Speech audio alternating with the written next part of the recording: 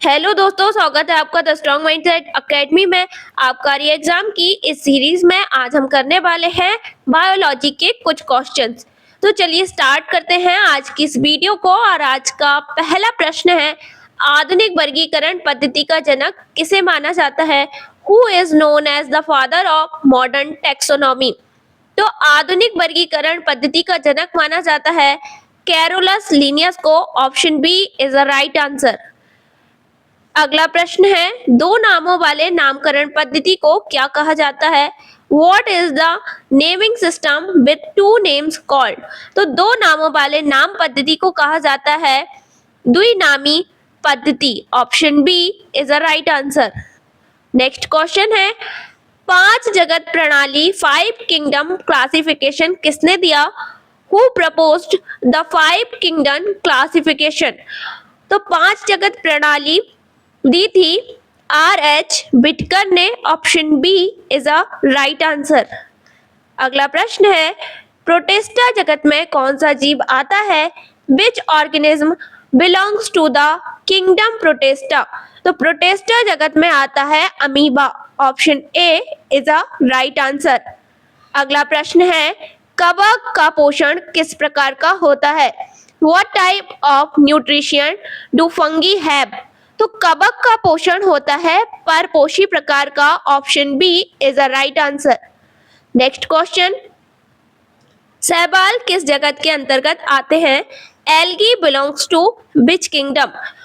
तो शैवाल जो है वह एक तो प्रोटिस्टा में भी आ सकता है और दूसरा प्लांटी में भी आ सकता है।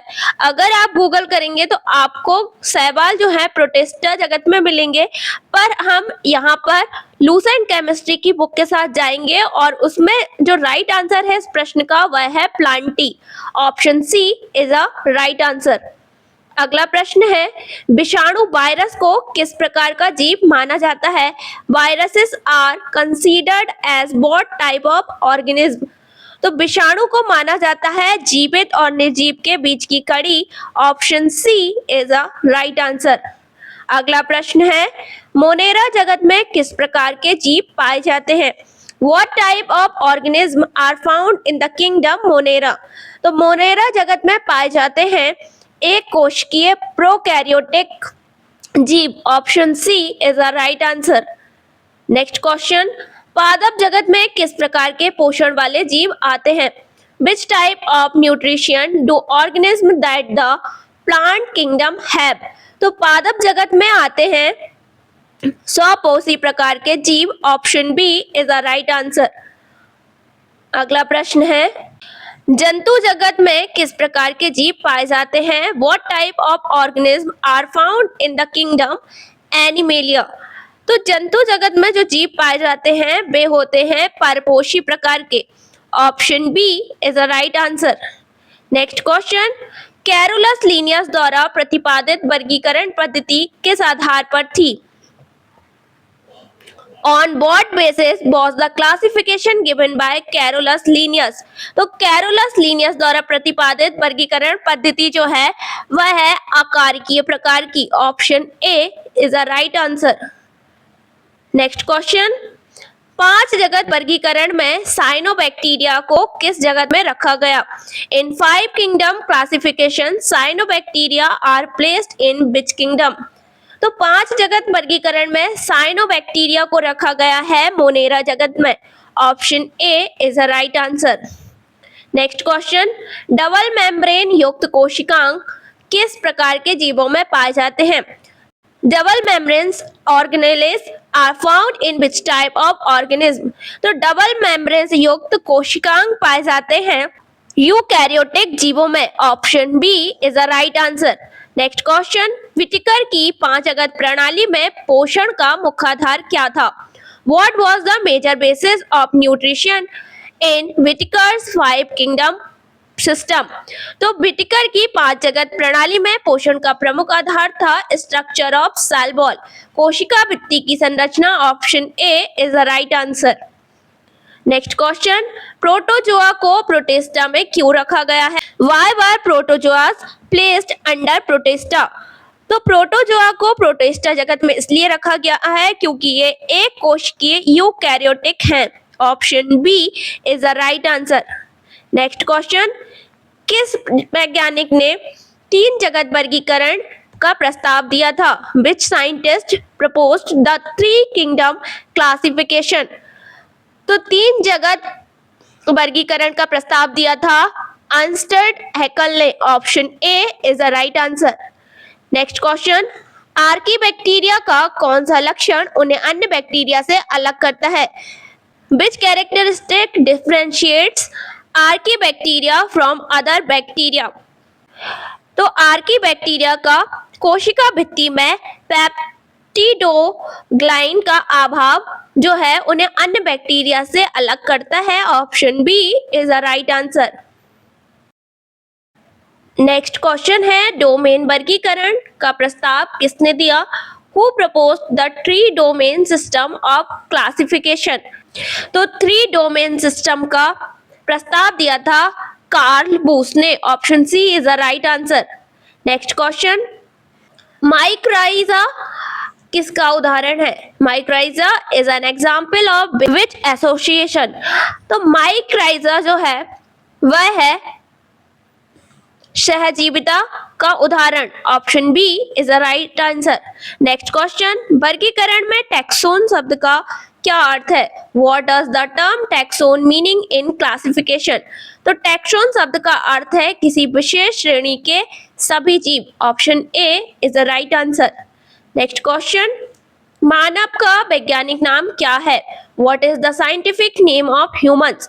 तो मानव का वैज्ञानिक नाम है Homo sapiens. Option A is the right answer. Next question है, घरेलू बिल्ली का वैज्ञानिक नाम क्या है? What is the scientific name of domestic cat? तो घरेलू बिल्ली का वैज्ञानिक नाम है Felis catus. Option B is the right answer. अगला प्रश्न है, शेर का वैज्ञानिक नाम क्या है? What is the scientific name of the lion? तो शेर का वैज्ञानिक नाम है Panthera leo. Option A is the right answer. Next question है, मेंढक का वैज्ञानिक नाम क्या है? What is the scientific name of the frog? तो मेंढक का वैज्ञानिक नाम है Rana tigrina. Option A is the right answer. Next question है, गेहूं का वैज्ञानिक नाम क्या है? What is the scientific name of wheat? तो गेहूं का वैज्ञानिक नाम है Triticum aestivum. Option B is the right answer. तो दोस्तों, अगर आपको और भी जीवों के वैज्ञानिक नाम जानने हैं तो आप हमारी संपूर्ण बायोलॉजी की क्लास फर्स्ट को जरूर देखिएगा। उसमें आपको डिटेल में बायोलॉजी के टॉपिक्स मिलेंगे, कॉन्सेप्ट मिलेंगे और लगभग 30+ हमने वहां पर वैज्ञानिक नाम कवर किए हैं। नेक्स्ट क्वेश्चन है, निम्नलिखित में से कौन सा यौगिक सभी जीवों में ऊर्जा का मुख्य स्रोत है? Which of the following compounds is the main source of energy in all living organism? तो सभी जीवों में ऊर्जा का मुख्य स्रोत है carbohydrate. Option B is the right answer. Next question है, डीएनए और आरएनए में मुख्य अंतर क्या है? What is the main difference between DNA and RNA? तो डीएनए और आरएनए में मुख्य अंतर है, डीएनए में थायमीन होता है जबकि आरएनए में यूरासिल होता है। Option A is the right answer. अगला प्रश्न है, प्रोटीन का निर्माण खंड क्या कहलाते हैं? What are the building blocks of proteins called? तो प्रोटीन के निर्माण खंड कहलाते हैं अमीनो अम्ल। Option B is the right answer. Next question, निम्न में से कौन सा एक संरचनात्मक पॉलीसेकेराइड है? Which of the following is structural polysaccharide? तो इसमें से सेल्यूलोज जो है एक संरचनात्मक पॉलीसेकेराइड है। Option C is the right answer. अगला प्रश्न है, एंजाइम किस प्रकार के जैविक अणु होते हैं? Enzymes are which type of biological molecules? तो एंजाइम होते हैं प्रोटीन के जैविक अणु। Option A is the right answer. प्रश्न क्रमांक 31, जीवों में आनुवांशिक जानकारी किसके द्वारा वहन की जाती है? In living organism, genetic information is carried by which of the following? तो जीवों में आनुवांशिक जानकारी वहन की जाती है डीएनए द्वारा। Option B is the right answer. अगला प्रश्न है, एटीपी को ऊर्जा की मुद्रा क्यों कहा जाता है? Why is ATP called the energy currency? तो एटीपी को ऊर्जा की मुद्रा कहा जाता है क्योंकि यह ऊर्जा को संग्रहित एवं मुक्त रखता है। Option B is a right answer. अगला प्रश्न है, निम्नलिखित में से कौन सा लिपिड का कार्य नहीं है? Which of the following is not a function of lipid? तो जो लिपिड है वे करते हैं ऊर्जा का भंडारण, कोशिका झिल्ली का निर्माण, तापी इंसुलेशन, पर जो नहीं करते हैं वह है आनुवांशिक सूचना संग्रह। तो इस प्रश्न का सही उत्तर होगा ऑप्शन सी। अगला प्रश्न, पादपों में स्टार्च का क्या कार्य है? What is the function of starch in plants? तो पादपों में स्टार्च का कार्य है ऊर्जा का भंडारण, storage of energy. Option B is a right answer. Next question, RNA का कौन सा प्रकार प्रोटीन संश्लेषण हेतु अमीनो अम्ल को राइबोसोम तक लाता है? Which type of RNA carries amino acid to the ribosome for protein synthesis? तो आरएनए का टीआरएनए प्रकार, ट्रांसफर आरएनए प्रकार जो है वह प्रोटीन संश्लेषण हेतु अमीनो अम्ल को राइबोसोम तक लाता है। Option B is a right answer. अगला प्रश्न है, कोशिका सिद्धांत किसने प्रतिपादित किया था? Who proposed the cell theory?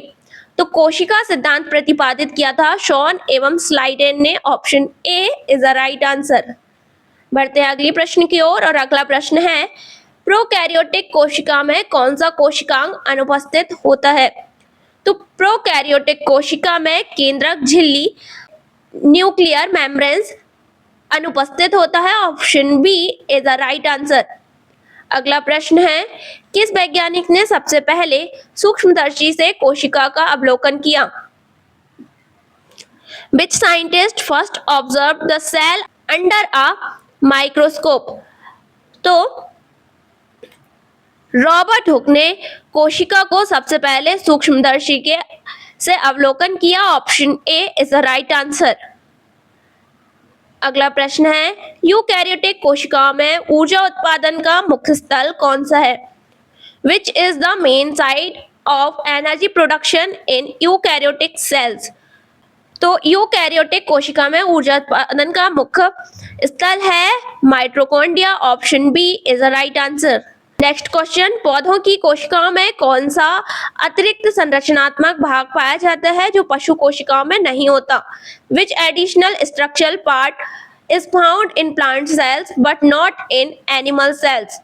तो पादप कोशिकाओं में पाया जाता है कोशिका भित्ति जो कि जंतु कोशिकाओं में नहीं पाई जाती। Option C is the right answer. अगला प्रश्न, कोशिका में राइबोसोम का मुख्य कार्य क्या है? What is the main function of ribosomes in a cell? तो कोशिका में राइबोसोम का प्रमुख कार्य है प्रोटीन संश्लेषण। Option A is the right answer. अगला प्रश्न, किस कोशिकांग को कोशिका का पाचन तंत्र कहा जाता है? Which organelle is known as the digestive system of the cell? तो लाइसोसोम को कोशिका का पाचन तंत्र कहा जाता है। Option C is a right answer. अगला प्रश्न है, प्रोकैरियोटिक कोशिका में आनुवांशिक पदार्थ कहाँ पाया जाता है? Where is the genetic material found in prokaryotic cell? तो प्रोकैरियोटिक कोशिका में आनुवांशिक पदार्थ पाया जाता है न्यूक्लियोटाइड क्षेत्र में। Option B is a right answer. Next question, किस वैज्ञानिक ने कोशिका के केंद्रक की खोज की थी? Who discovered the nucleus of a cell? तो कोशिका के केंद्रक की खोज की थी रॉबर्ट ब्राउन ने। Option A is the right answer. अगला प्रश्न, यूकैरियोटिक कोशिकाओं में पदार्थों के पैकेजिंग एवं स्त्रवण का कार्य कौन करता है? Which organelle is responsible for packaging and secretion of substance in eukaryotic cells? तो यूकैरियोटिक कोशिका में पदार्थों की पैकेजिंग एवं स्त्रावण का कार्य करता है गोल्जी तंत्र। Option B is a right answer. अगला प्रश्न है, कोशिका विभाजन में इंटरफेस का मुख्य कार्य क्या होता है? What is the main function of interphase in cell division? तो कोशिका विभाजन में इंटरफेस का मुख्य कार्य होता है डीएनए प्रतिकृति एवं वृद्धि। Option B is a right answer. अगला प्रश्न, माइटोसिस विभाजन का कौन सा चरण समवर्ती विभाजन कहलाता है? तो माइटोसिस विभाजन का एनाफेज चरण समवर्ती विभाजन कहलाता है। Option C is the right answer. Next question, किस चरण में गुणसूत्र मध्य रेखा पर व्यवस्थित होते हैं? In which phase do chromosomes align at the equatorial plate?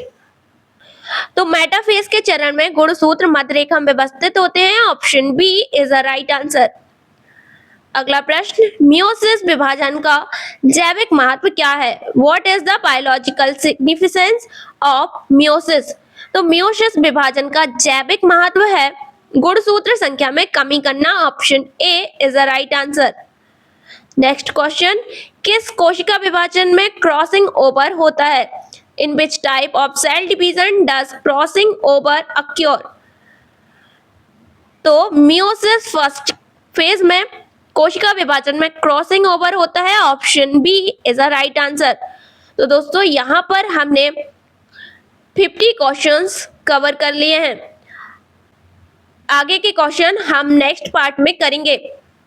उम्मीद है आपको ये आबकारी एग्जाम की सीरीज पसंद आ रही हो। अगर यह सीरीज पसंद आ रही हो तो प्लीज लाइक शेयर सब्सक्राइब जरूर करें। मिलते हैं हम नेक्स्ट वीडियो में आगे के प्रश्नों के साथ। जब तक के लिए धन्यवाद।